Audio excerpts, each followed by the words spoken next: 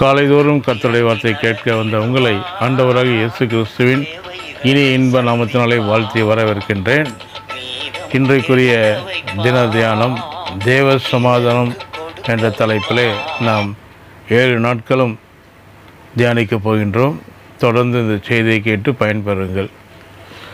கொலோசியர் 3ஆம் அதிகாரம் 15ஆம் வசனம். தேவ சமாதானம் உங்கள் இருதயங்களில் ஆளக்கடவது.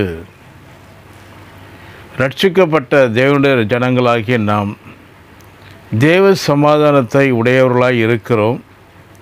இந்த சமாதானத்தை போல விலையேற பெற்ற பொருள் வேறு எதுவும் இருக்க முடியாது.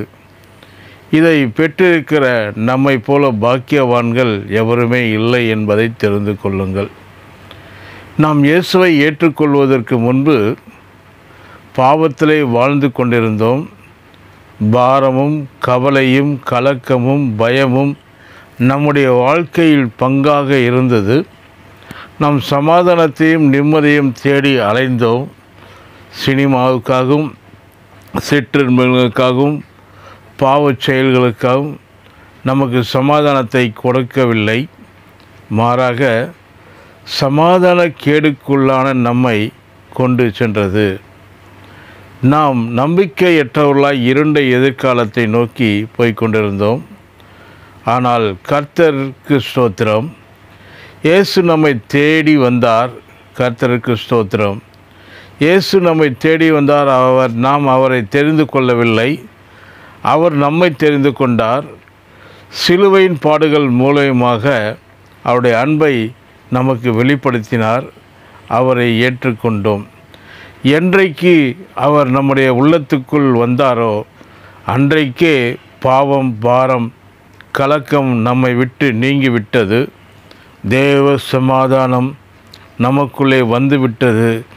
இத்தனை பெரிய பாக்கியம் என்பதை சிந்தித்து பாருங்கள்.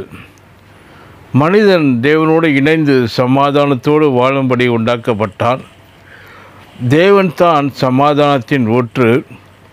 அவரோடு இணைந்து வாழும்போது சமாதானத்துக்கு குறைவே இருக்காது. ஆதாம் சிருஷ்டிக்கப்பட்ட நாளிலே தேவனோடு இணைந்து அவருடைய சமாதானத்தை அனுபவித்து கொண்டிருந்தான். உலக கவலை என்னவென்று அவனுக்கு தெரியாது. அவன் உணவுக்காகவோ உடைக்காகவோ பணத்துக்காகவோ கவலைப்பட அவசியமில்லை. ஏனென்றால் தேவன் அவனுக்கு எல்லாவற்றிலும் எல்லாமாய் இருந்தார். ஆனால் அவன் பிசாசின் வார்த்தைகள் செவி கொடுத்து பாவம் செய்தபோது தேவனிடத்திலிருந்து துண்டிக்கப்பட்டான். தேவனை விட்டு பிரிந்த மாத்திரத்திலே தேவ சமாதானம் போய்விட்டது. மனிதன் நிம்மதியற்றவனாக போய்விட்டான். அந்த ஆதாமின் சன்னதியில் பிறந்த மனிதர்கள் எல்லோரும் பாவத்திலே பிறந்திருக்கிறபடியால் சமாதானம் இல்லாதவர்களாய்த்தான் இருக்கிறார்கள். இன்றைக்கு மனிதர்களிடத்திலே உலகத்துக்கு அடுத்த சில நன்மைகள் இருந்தாலும் சமாதானம் இல்லை என்பது மறக்க முடியாத உண்மை. இன்றைக்கு அநேகர் இப்படியாக சொல்கிறார், எங்கே நிம்மதி, எங்கே நிம்மதி, அங்கே எனக்கு ஒரு இடம் வேண்டும் என்று தான் மனிதர்கள் கேட்டு கொண்டிருக்கிறார்கள். அது மட்டுமல்ல, மனிதன் இழந்து போன சமாதானத்தை அவனால் சம்பாதிக்கவே முடியாது. அதன் விலை மனிதன் கொடுக்கக்கூடிய எந்த கிரயத்தை பார்க்கிலும் மிகவும் அதிகம். ஆனால் தேவன் மனிதனை நேசித்தபடியினால் அவரே மனிதன் இழந்து போன சமாதானத்தை கொடுக்கும்படி வந்தார்.